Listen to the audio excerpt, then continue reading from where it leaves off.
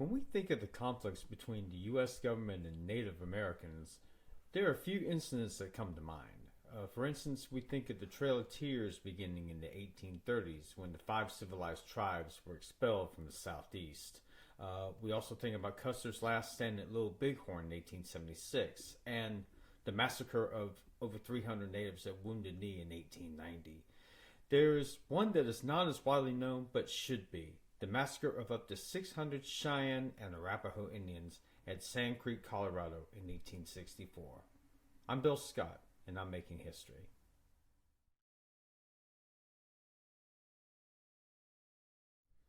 While the Civil War was raging in the East, the Union Army was waging another battle with natives in the West.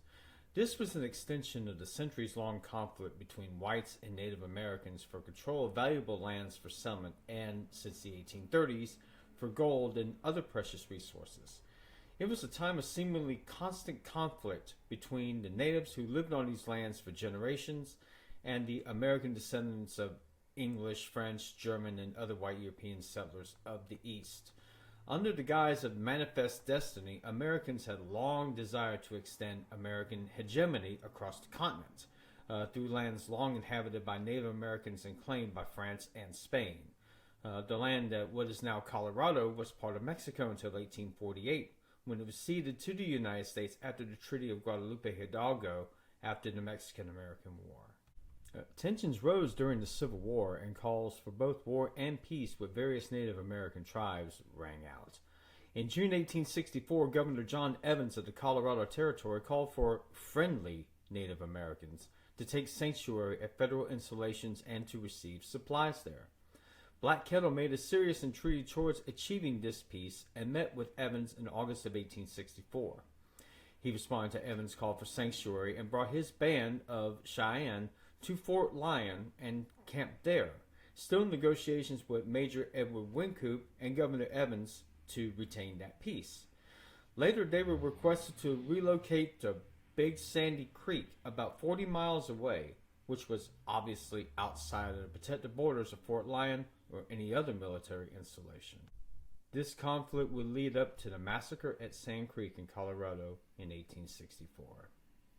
In 1851, the Treaty of Fort Laramie permitted the Cheyenne and the Arapaho Indians, along with other localized tribes, to live in lands north of the Arkansas River and south of the North Platte at the border of Nebraska, and from the Rocky Mountains in the west eastward to Kansas.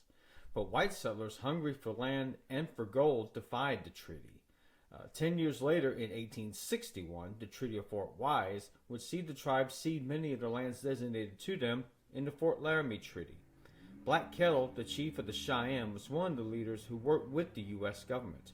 He wanted to maintain peace with his people and with the government, and was willing to make compromises to that end.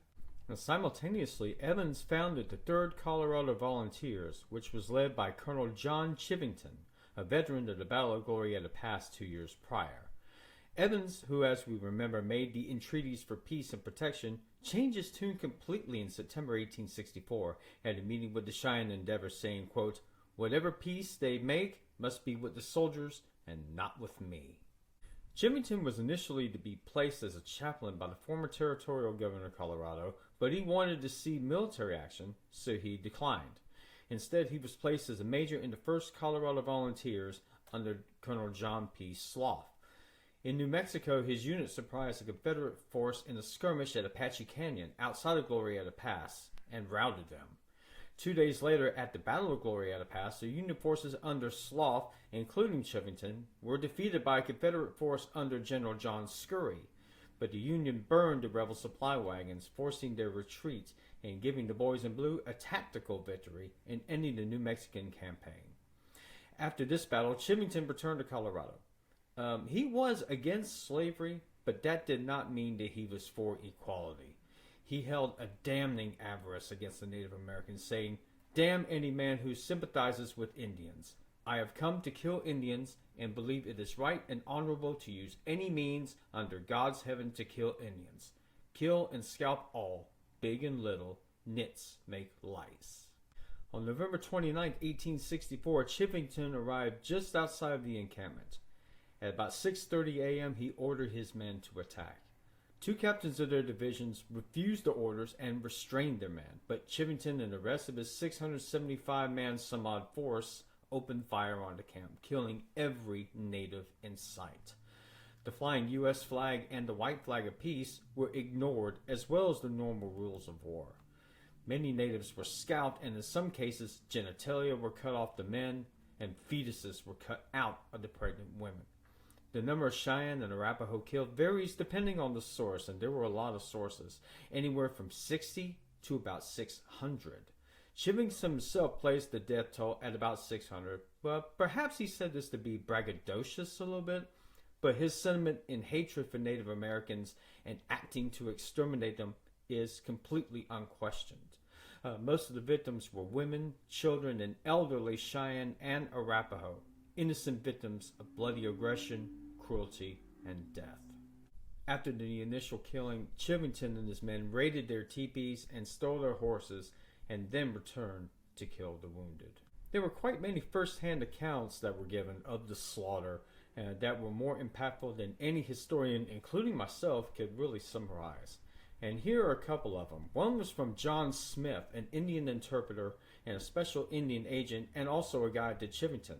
He testified before the Joint Committee of Conduct of the War of the Massacre of Cheyenne Indians in the 38th Congress Second Session in 1865. Smith said, "I saw the bodies of those lying there cut all to pieces, worse mutilated than any I ever saw before.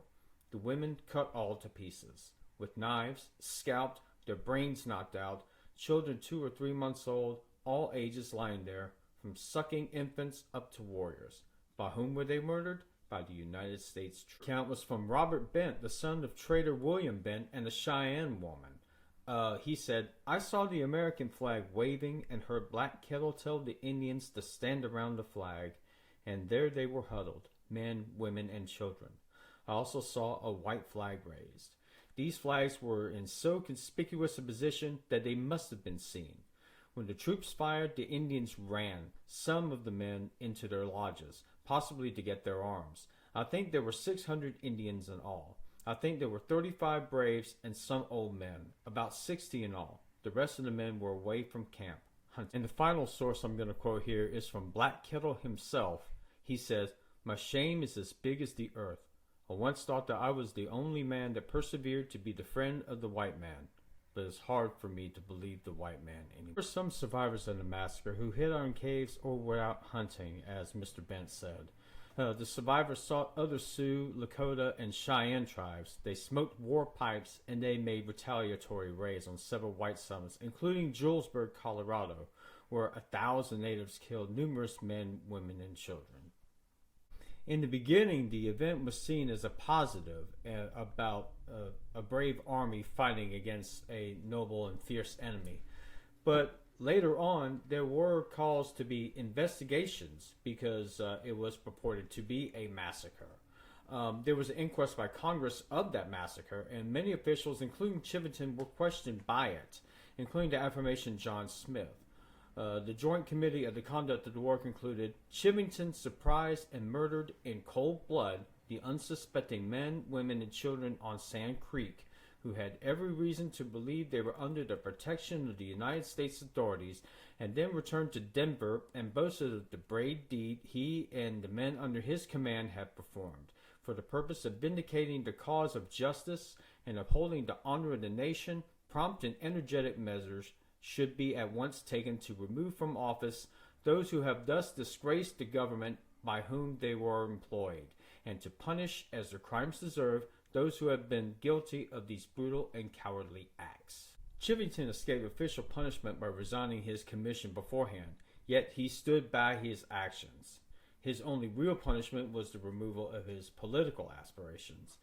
Black Kettle continued to advocate for peace with the whites until his death in 1868, when he and his wife were shot in the back by U.S. troops after crossing the Washita River in Oklahoma after the Battle of Washita River.